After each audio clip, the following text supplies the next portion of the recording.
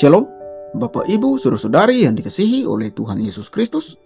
Selamat berjumpa kembali di channel Suara Rohani Kristen. Pada kesempatan malam hari ini, kita akan sama-sama mendengarkan khotbah yang akan disampaikan oleh Ibu Pendeta Basjir tentang kenaikan Tuhan Yesus ke sorga. Dan sebelum kita mendengarkan khotbah pada malam hari ini, saya akan membacakan ayat firman Tuhan yang terambil di dalam Kisah Para Rasul pasal 1 ayat 10 sampai ayatnya yang ke-11.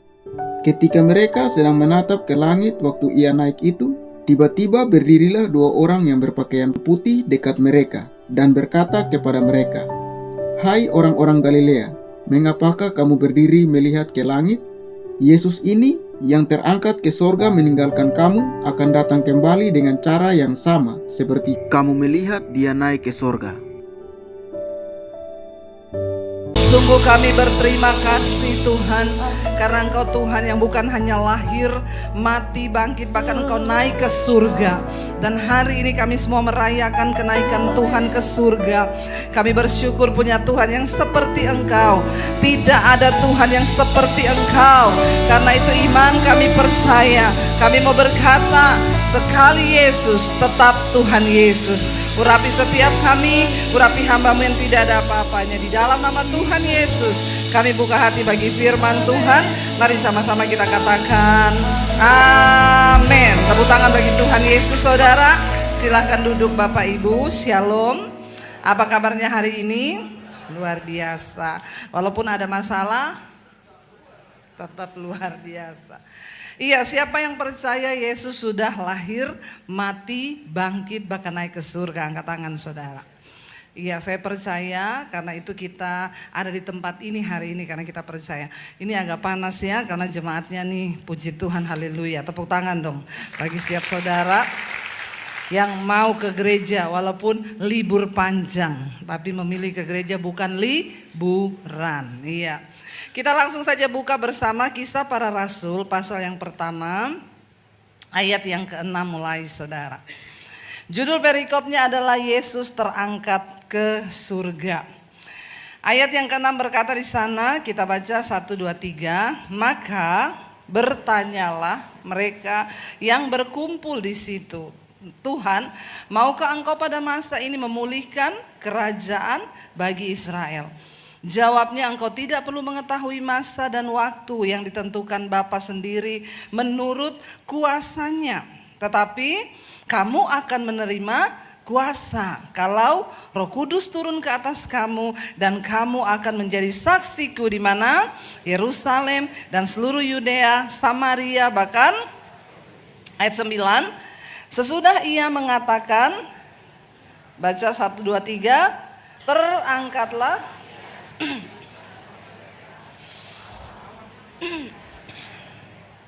ayat 10. Ketika mereka sedang menatap ke langit waktu ia naik itu, tiba-tiba dan berkata kepada mereka, apa? Hai orang-orang Galilea, mengapakah kamu melihat Yesus yang akan datang kembali? Amin, amin, amin. Bapak Ibu, satu pemandangan yang sangat luar biasa ketika para murid-murid Yesus itu melihat Yesus terangkat naik ke surga. Dan saudara, kita tahu bersama bahwa saya selalu kalau ke Israel, kita selalu datang ke gereja kenaikan Kristus ke surga. Di situ ada batu yang dipercaya sebagai tempat kaki Yesus terakhir menapakkan kaki di bumi sebelum dia naik ke surga. Ketika Yesus naik ke surga, semua mata memandang, wow, ternyata selama ini memang benar dia adalah Tuhan yang berkuasa. Semua orang terpesona, terperanjat melihat Yesus terangkat. Coba saudara bisa membayangkan enggak? Kalau kita ada di situ dan melihat Yesus terangkat naik ke surga seperti itu, wah, wow enggak saudara? Wih, tiba-tiba bukan cuma wow, tapi wow, wow, wow. 3 kali dong, apa? Bayangkan kita lihat Yesus yang tadinya di tanah lalu dia terangkat naik ke surga, itu wah pemandangan yang benar-benar. Dan ketika itu semua orang terperanjat menatap Yesus yang naik dan malaikat berkata, "Kenapa engkau terpesona melihat Yesus yang naik? Satu kali kelak dia akan datang kembali dengan cara yang sama. Dan semua mata akan melihat kedatangan Kristus." Bapak Ibu, ketika Yesus sudah mati, dia naik ke surga. Murid-murid pada waktu itu bersedih. Lalu saya pengen kita baca sama-sama. Pada waktu itu semua murid bersedih, kenapa Yesus harus pergi? Tapi Yesus bilang kepada murid-muridnya begini, buka bersama Yohanes pasal 14. Injil Yohanes pasal yang ke-14 ayat yang pertama. Kalau saudara baca perikop yang di atas, itu Yesus sedang cerita bahwa dia satu saat akan pergi meninggalkan murid-murid. Lalu Petrus bertanya, "Kemana engkau akan pergi Tuhan? Kasih tahu kami jalannya." Tuhan bilang, "Kau tidak tahu jalannya, tapi akulah jalan, kebenaran dan hidup. Kamu tidak akan sampai kalau tidak melalui aku." Nah ini pada waktu itu Yesus kasih tahu ke murid-muridnya begini. Baca bersama Injil Yohanes pasal 14 ayat yang pertama. Baca 1, 2, 3. Percayalah dan di rumah Bapakku apa? Banyak tempat tinggal. Jika tidak demikian tentu aku mengatakannya kepadamu. Sebab untuk dan apabila aku telah pergi ke situ dan telah menyediakan tempat bagimu, aku akan untuk kamu pun. Dan kemana aku pergi, kamu tahu jalan ke situ. Kata Thomas kepadanya, "Tuhan, kami tidak tahu kemana engkau pergi. Jadi bagaimana kami tahu jalan ke situ?" Ayat 6 baca.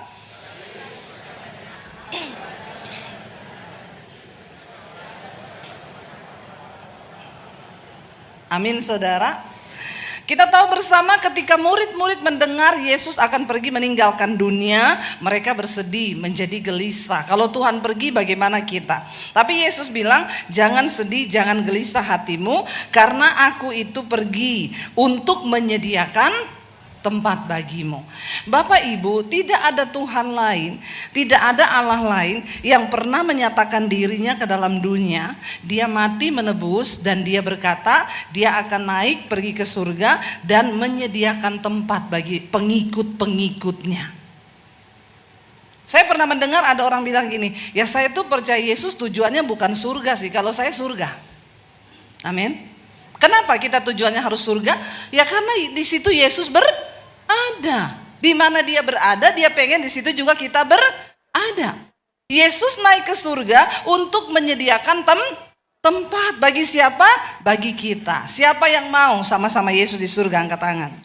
Ini pertanyaan penting. Yang mau saja angkat tangan, yang tidak mau silakan pulang. Ya. Masa capek-capek saya khotbah ternyata saudara tidak mau masuk surga.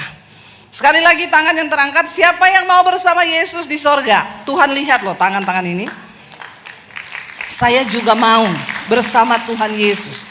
Kenapa? Karena Yesus yang bilang, "Aku pergi untuk menyediakan tempat bagimu." Tapi Bapak Ibu saya mau kasih tahu, tidak semua orang Kristen bisa datang ke sana. Tuhan Yesus berkata begini, "Di rumah Bapakku itu banyak tempat. Aku pergi ke sana untuk menyediakan tempat bagimu." Banyak tempat, tapi tidak semua orang bisa masuk ke sana. Saya mau pakai perumpamaan, di Citraland ada rumah-rumah kosong. Tiba-tiba saudara datang, bawa barang-barang, lalu tinggal di Citraland di rumah kosong itu. Hello? Apa yang terjadi? Kenapa diusir? Kenapa diusir? Tidak memenuhi syarat. Syaratnya apa? Bisa tinggal di sana? Yaitu rumah milikmu. Kedua, kau punya bukti pembayarannya. Sertifikatnya sudah atas namamu. Untuk bisa masuk ke surga, ada syarat dan ketentuan. Apa yang menjadi syarat dan ketentuan untuk bisa masuk ke tempat yang Tuhan sediakan? Kalau yang sediakan Citraland saja kita tidak bisa sembarangan, apalagi di surga. Enak aja, semua orang pengen masuk. Bapak Ibu ingat nggak, Tuhan Yesus pernah memberikan sebuah perumpamaan tentang hal kerajaan Allah. Yesus berkata begini, hal kerajaan surga itu seumpama seorang raja yang mengadakan pesta perjamuan kawin untuk anaknya. Ya. Lalu ketika dia membuat pesta perkawinan kawin untuk anaknya, dia suruh ngundang. No? Undang, kata Tuhan Yesus ya. Atau kita baca saja ya.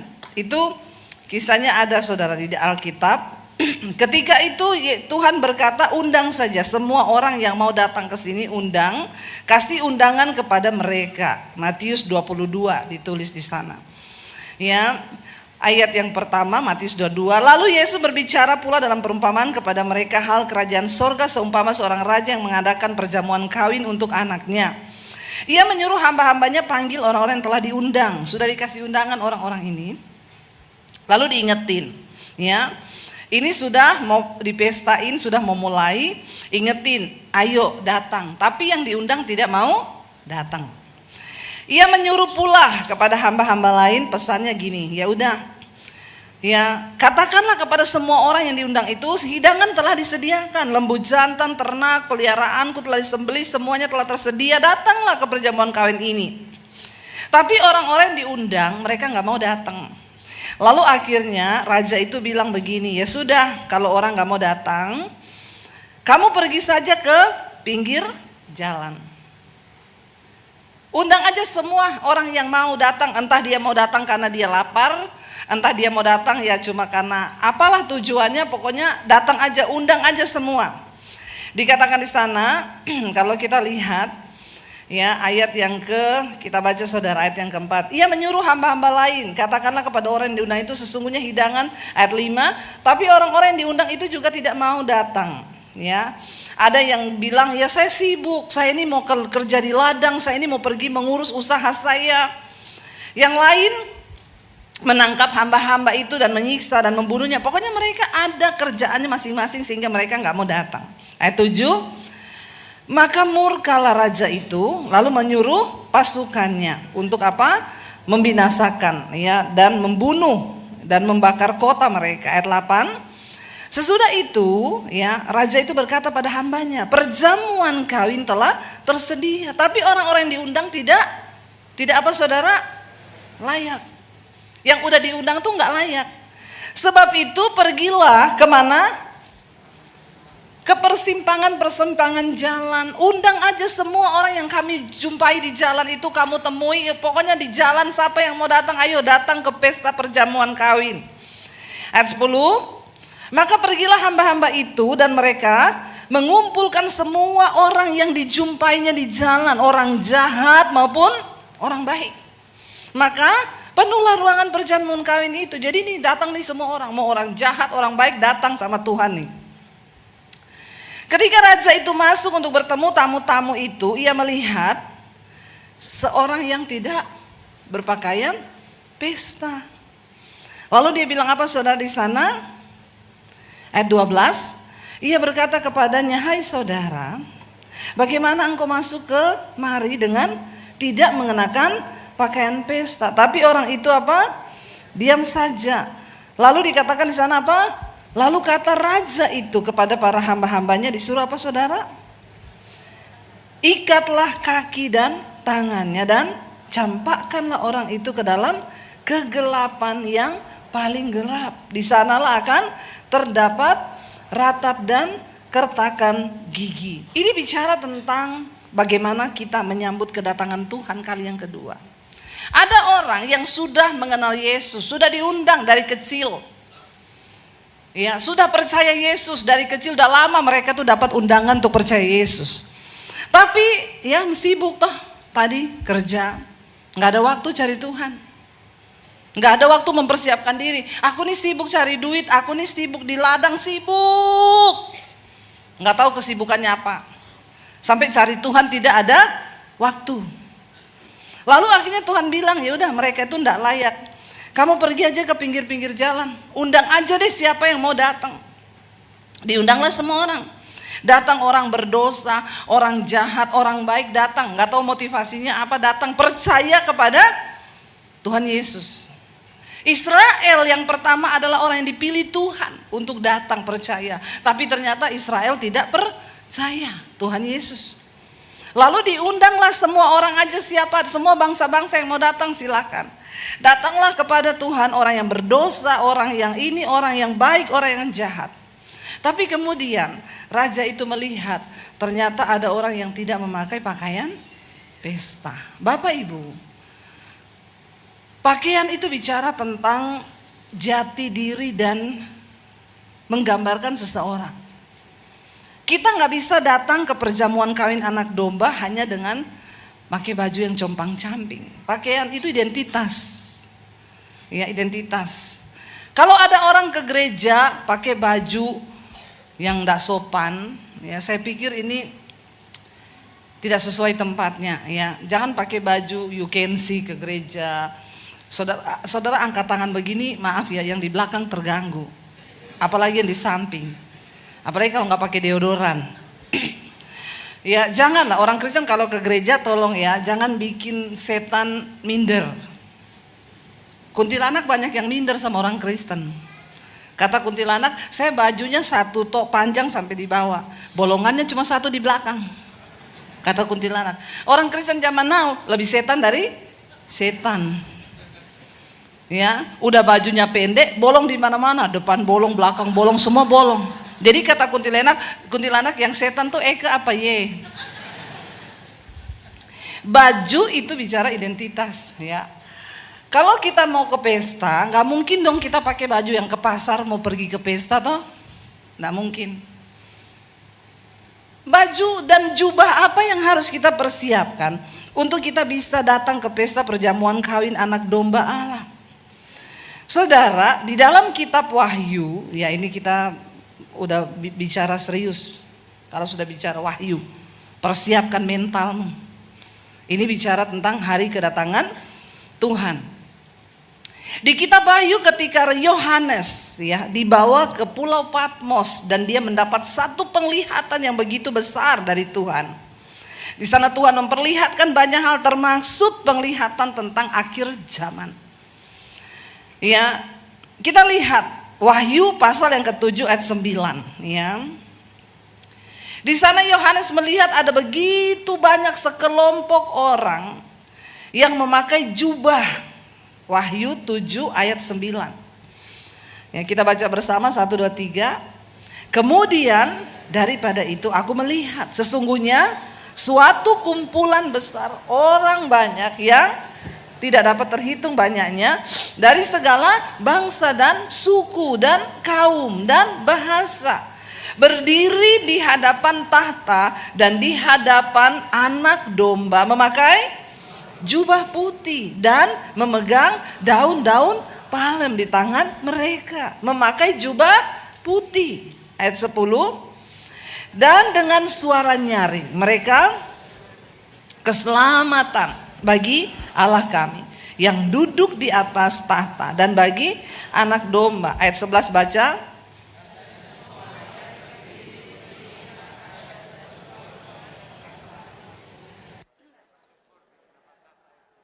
Ayat 12. Sambil berkata, amin, dan hormat kekuasaan. Ayat yang ke-13, baca saudara. Dan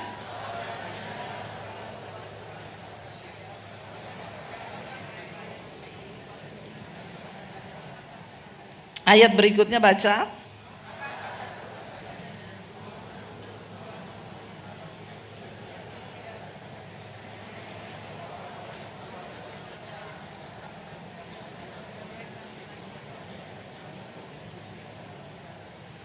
Perhatikan saudara, kita melihat satu penglihatan yang begitu luar biasa. Bagaimana ketika Yohanes melihat sekelompok orang memakai jubah putih. Dan ketika itu Ya, para tua-tua itu melihat, ya. Dan ayat 14, maka kataku, Tuanku, Tuhan mengetahuinya. Dia tanya, siapa orang-orang ini yang pakai jubah putih?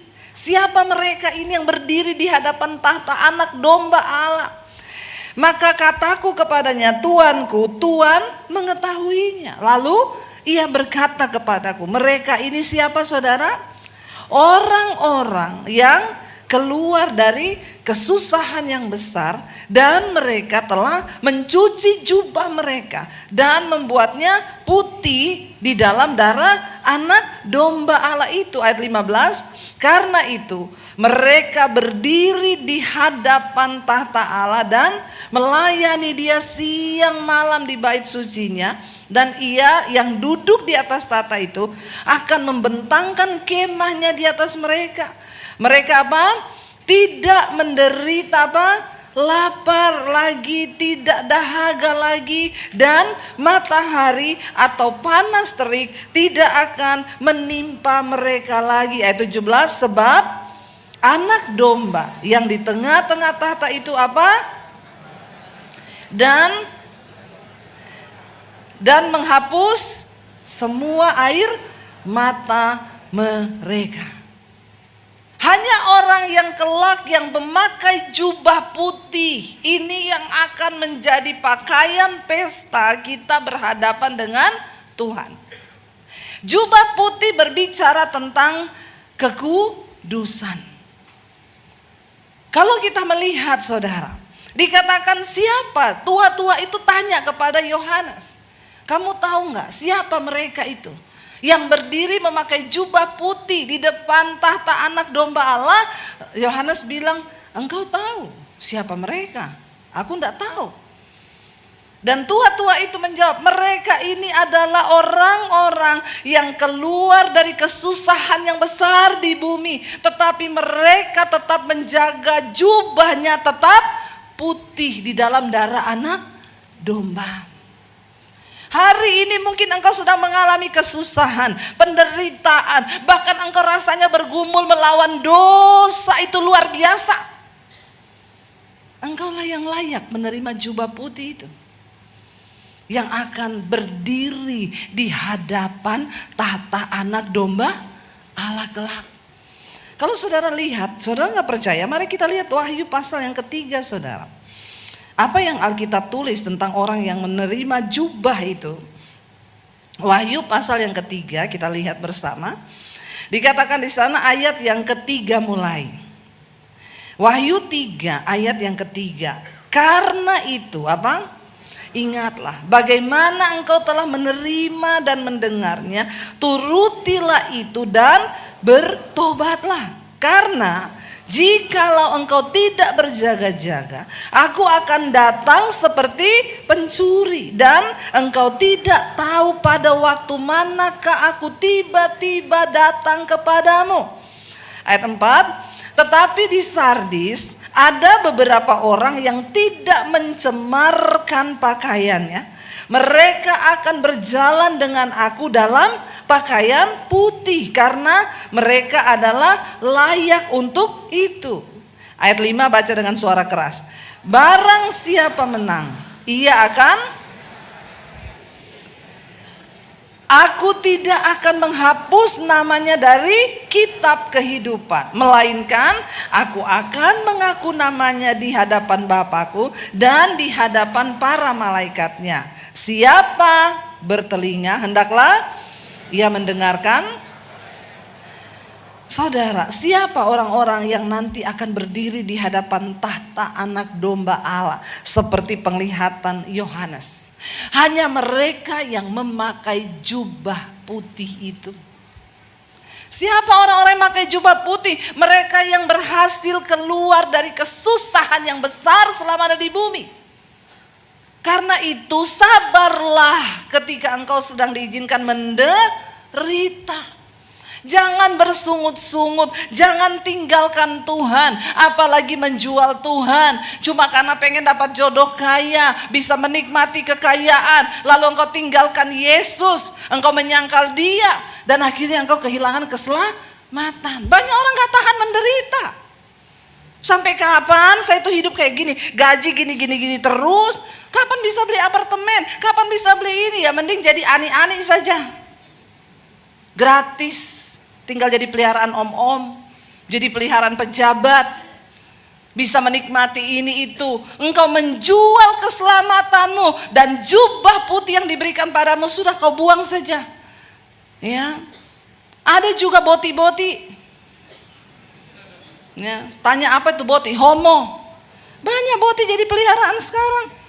Ya, rela dipelihara om-om boti biar bisa dapat duit, menikmati duniawi, kedaginganmu. Kau ikuti terus kenajisanmu. Engkau hidup di dalam hidup yang tidak takut akan Tuhan. Ada sebagian orang menghambakan diri kepada uang. Demi uang dia melakukan segala cara untuk bisa dapatkan apa-apa. Kalau lihat para pejabat kita di negeri ini, bagaimana kasus-kasus korupsi yang sampai ratusan triliun, mengerikan. Mereka itu nggak pernah takut, rasanya kayak nggak mati-mati, saudara. Tapi ya kita nggak usah bicara uang yang ratusan triliun dalam kehidupan kita sehari-hari ini loh. Tadi kita sudah baca, raja itu mengundang, tapi ada yang diundang ngomong, tunggu saya sibuk ya, saya kerja, lagi ngurusi usaha nih, tunggu ya saya ini, aduh saya urusi kebun saya, aduh saya lagi ngurusi ini. Tidak ada waktu untuk Tuhan. Kita nggak pernah punya waktu untuk melatih diri beribadah, kita nggak pernah punya waktu berpuasa, kita nggak pernah punya waktu melatih kesabaran. Tiap hari marah terus sehingga kita tidak hidup dalam kekudusan. Marah, ribut, berantem, ingat loh. Ya, bertobat. Kalau jelek kamu jelas tak boleh marah-marah. Bukan cuma orang jelek gak boleh marah, orang cakep juga gak boleh marah. Orang cantik, orang ganteng juga gak boleh marah. Ada lagu yang viral, kalau jelek gak boleh marah-marah katanya. Karena lu udah jelek, jadi kalau marah tambah. Alkitab bilang semua gak boleh marah. Mau jelek, mau cantik tidak usah marah. Ada bapak-bapak saya tanya, Pak, bapak itu kalau pilih istri yang cantik tapi marah-marah atau yang jelek tapi sabar? Kalau bapak-bapak pilih yang mana? Jelek tapi sabar atau cantik tapi marah-marah? Katanya saya ya yang cantik marah-marah aja deh Bu, karena kalau marah-marahnya masih bisa dirubah sama firman Tuhan. Tapi kalau udah jelek terus marah-marah, aduh susah ya, pakai operasi plastik mahal ya untuk merubah kecantikannya. Ya agak berhikmat sih Bapak ini. Saudara, untuk bisa masuk ke perjamuan kawin anak domba, menyambut Yesus datang, menempati rumah baru kita di sorga, itu enggak sembarang orang. Hanya mereka yang pakai baju putih. Tidak ada orang marah-marah di surga, amin. Amin suami istri. Jadi mulai sekarang harus mulai berlatih hidup di rumah seperti hidup dalam rumah tangga seperti yang tiap hari berantem. Gak usah angkat tangan. Jangan angkat tangan ya. Nanti saya baptis ulang, saya rendam 15 menit kau. Biar buka mata langsung di rumah Bapa di surga. Mulai berlatih hidup memiliki karakteristik kerajaan Allah. Kesabaran, kemurahan, kelemah lembutan. Karena tidak sembarang orang bisa masuk ke sana. Ada lagi bapak-bapak yang tanya sama saya, Bu, waktu itu istrinya baru meninggal. Bu Debbie, saya mau tanya Bu, nanti di surga itu saya sama istri saya masih kenal enggak ya Bu? Saya bingung jawabnya saudara. Ya kan nanti kita ketemu kan Bu di surga, tapi saya kenal enggak nanti sama istri saya di surga? Saya bilang, Pak, saya kebetulan belum pernah mati. Jadi tolong Bapak tuh kalau tanya jangan yang aneh-aneh ya Pak. Ya, saya juga tidak tahu di sana nanti Bapak ini cinta banget tuh sama istrinya. Sampai istrinya udah mati aja di sana pengen kenal lagi. Enggak, masalahnya gini Bu, saya ini kan mau kawin lagi. Oh, saya pikir karena cinta banget sama istrinya. Jadi saya takut kalau saya kawin lagi, nanti di surga istri baru saya ketemu sama istri lama saya. Terus nanti mereka berantem di sorga. Maksudnya memperebutkan Bapak di sorga. Ya kalau Bapak masuk sorga, kalau Bapak di neraka. Bapak terlalu GR sekali masuk sorga, masih diperebutkan di sorga, pret. Ya, jangan kau bawa pikiran duniawi ke dalam sorga, saudara. Di sorga nggak ada lagi tuh hawa nafsu, amin. Makanya masuk sorga itu nggak ada orang marah-marah. Ya, kalau istrimu masih marah, nanti dia nggak masuk sorga, Pak. Terus Bapak sudah dirubah dalam tubuh kemuliaan. Ya, Bapak pikir di sorga ada 72 bidadari. Hello? Nggak ada. Sorga kita nggak ada yang begitu. Amin. Di sorga sudah tidak ada kawin mengawinkan. Masih mau kepengen di sorga jadi perebutan lagi. Ya, makanya ada istri yang tanya sama suaminya, say, misalnya nih aku mati nih, misalnya tok nih aku mati, terus kamu kawin lagi, terus kamu di sorga nanti pilih saya atau istrimu yang baru. Suaminya bingung mau jawab, dia bilang saya pilih di neraka aja deh sayang. Bukan apa-apa, bayangkan hidup di sorga, ketemu lu terus lu berantem lagi sama saya di sorga, aduh mending di neraka deh. Bapak Ibu, jangan kamu bawa pikiran-pikiran duniawi masuk ke sorga. Di sorga nggak ada kawin mengawinkan, di sorga nggak ada orang marah-marah, di sorga nggak ada orang tersinggung. Di sorga itu isinya damai sejahtera, sukacita, tidak ada kawin mengawinkan. Ya, nggak ada di sana. Jadi bukan orang sembarangan yang bisa masuk ke sorga. Makanya kita perlu berlatih orang-orang yang memakai jubah putih, yang menjaga hidup dalam kekudusan, yang berjuang melewati kesusahan yang berat, mengatasi dosa, berjuang hidup dalam perkenanan Tuhan itu tidak mudah. Tapi ketika engkau mampu, engkau berhasil, bukan karena kita mampu, bukan karena kekuatan kita, tetapi karena kasih karunia Tuhan. Jangan pikir, oh kita kan sudah diselamatkan, Yesus sudah mati, jadi kita hidup aja dalam dosa, kan nanti selamat. Ayat-ayat ini ditulis di perjanjian baru. Bahkan Yesus berkata ketika dia datang kali yang kedua, Tuhan bilang akan berdiri banyak orang berkata, Tuhan aku melakukan mujizat loh, aku pelayanan tiap hari Minggu loh di GSJS, saya khotbah loh Tuhan di GSJS, oh saya main musik loh Tuhan di GSJS. Tuhan bilang, enyah kau daripadaku, aku tidak kenal kau, sebab engkau pembuat kejahatan. Bukan rutinitas ibadah kekristenan yang kelihatannya beribadah, tapi kalau hidup tidak disesuaikan dan tidak mengikuti firman Tuhan, hidup tanpa pertobatan, maka tidak ada jaminan. Yesus bilang, enyah engkau daripadaku, engkau semua pembuat kejahatan. Ada standar Tuhan untuk bisa masuk surga. Saudara datang ke istana presiden saja, sekarang coba ucuk-ucuk datang ke istana presiden, coba. Terus saudara bilang, saya mau ketemu presiden. Emang boleh saudara ketemu? Saya mau tanya, boleh enggak? Enggak boleh. Masuk saja tidak boleh. Ada keperluan apa ya? Enggak ada keperluan sih, cuma pengen masuk-masuk aja. Lu siapa ya? Kok mau? Udah ada janji? Enggak janji.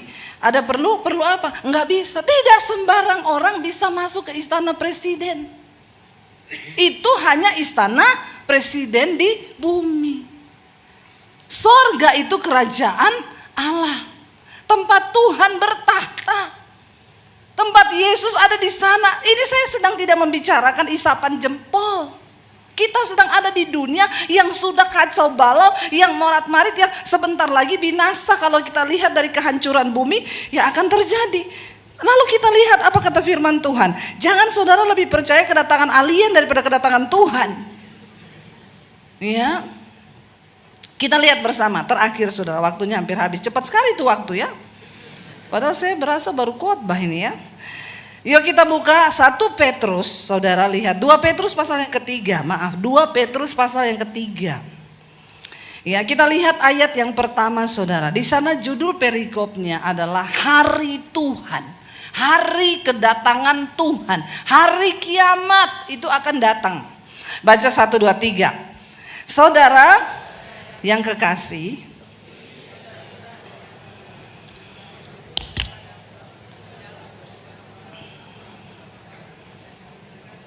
ayat 2, supaya kamu mengingat akan perkataan yang dahulu telah diucapkan siapa?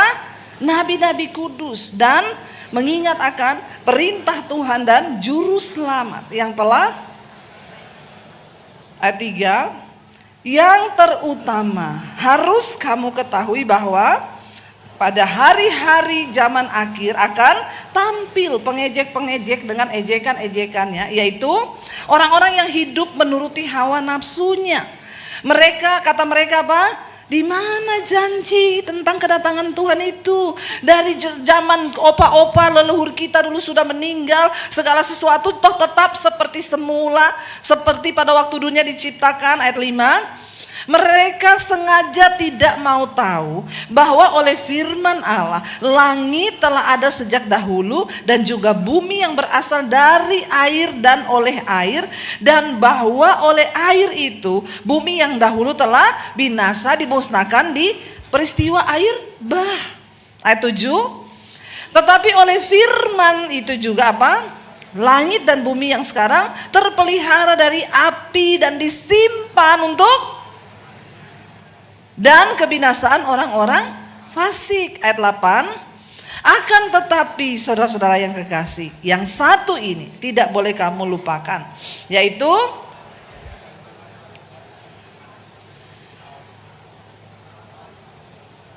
ayat 9, Tuhan tidak lalai menepati janjinya, sekalipun ada orang yang menganggapnya sebagai, ya tetapi apa saudara?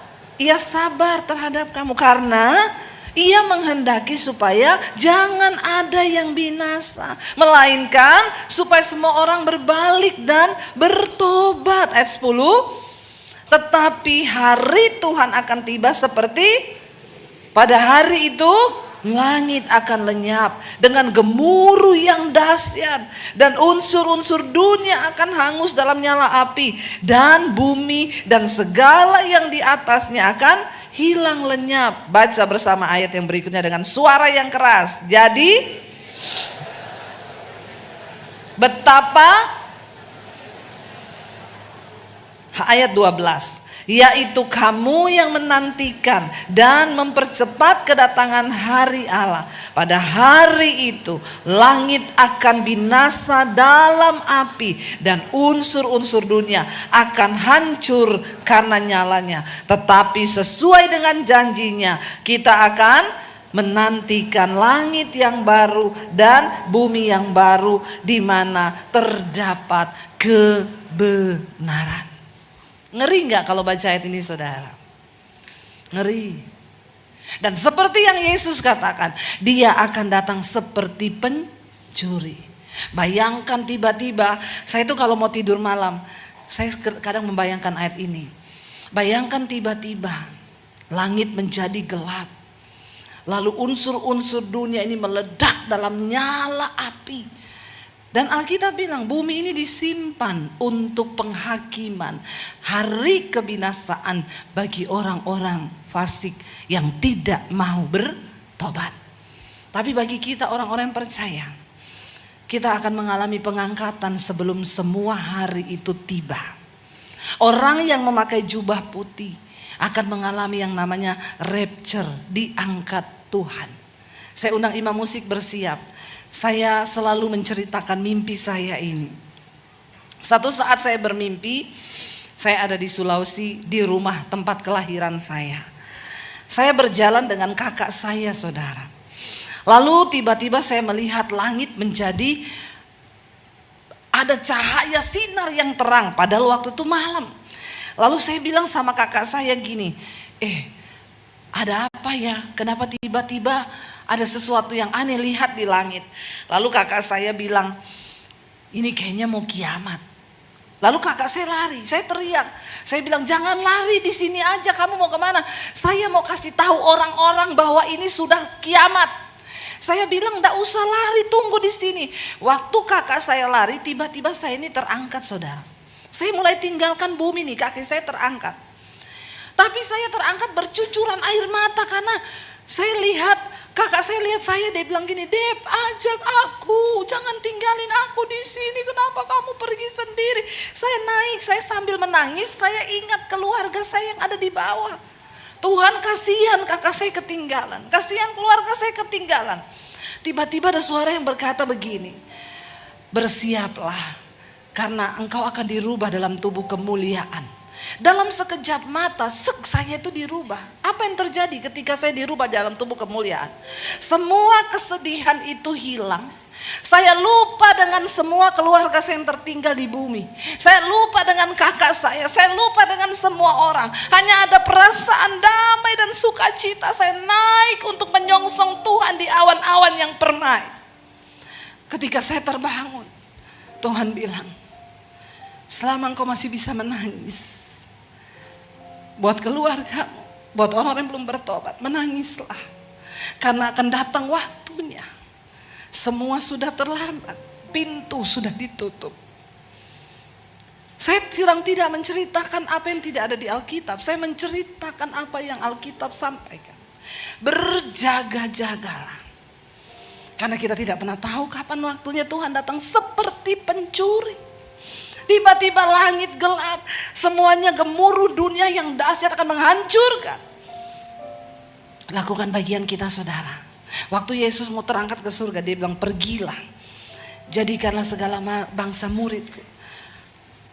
Baptis mereka dan ajar mereka tentang bagaimana mereka hidup dalam pertobatan.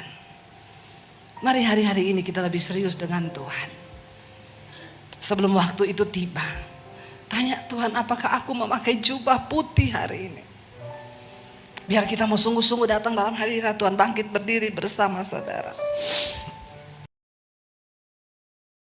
Bapak, Ibu, saudara-saudari yang dikasihi oleh Tuhan Yesus Kristus, kita telah bersama-sama mendengarkan khotbah yang telah disampaikan oleh Ibu Pendeta Basjir tentang kenaikan Tuhan Yesus ke sorga. Kiranya lewat khotbah yang telah kita dengar pada malam hari ini memberkati setiap kita orang percaya. Dan di akhir video ini, kita akan sama-sama menyaksikan suatu renungan firman Tuhan yang akan disampaikan oleh Ibu Cornelia. Selamat menyaksikan, Tuhan Yesus memberkati. Selamat malam, Bapak Mama yang diberkati oleh Tuhan. Kita mau merenungkan firman Tuhan dalam Mazmur pasal 50, judul bacaan ibadah yang sejati. Ayat yang pertama, Mazmur Asaf. Yang Maha Kuasa, Tuhan Allah yang berfirman dan memanggil bumi, dari terbitnya matahari sampai kepada terbenamnya matahari.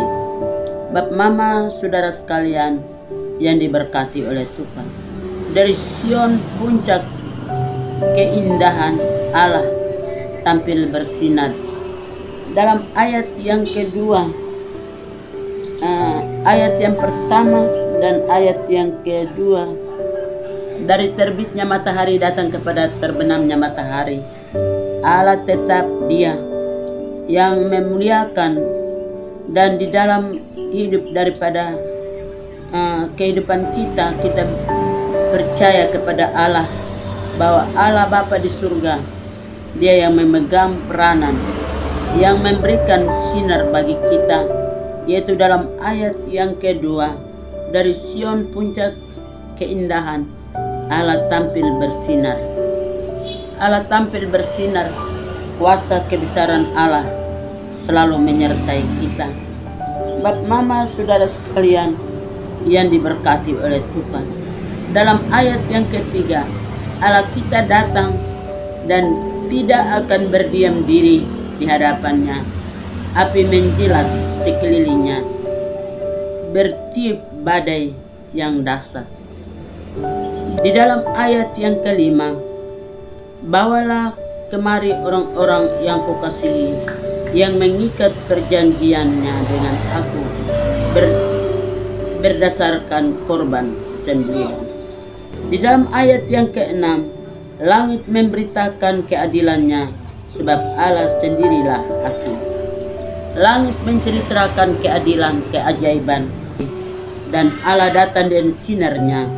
Bapak Mama, saudara sekalian yang diberkati oleh Tuhan, di dalam ayat yang ke-7, dengarlah hai umatku, aku hendak berfirman, hai Israel, aku hendak bersaksi terhadap kamu, akulah Allah, Allahmu. ayat yang ke-8 dia katakan, tidak usah dia mengambil korban dari kandang kita manusia, tetapi dia segala-galanya, dia mempunyai segala-galanya. Sehingga di dalam ayat yang ke-10 dia katakan, sebab punya kulah segala binatang di hutan dan beribu-ribu hewan di gunung. Mari kita memilih jalan yang terbaik bagi kemuliaan nama Tuhan. Beribu-ribu binatang hewan semua adalah milik kepunyaan Tuhan, termasuk kita pada malam hari ini.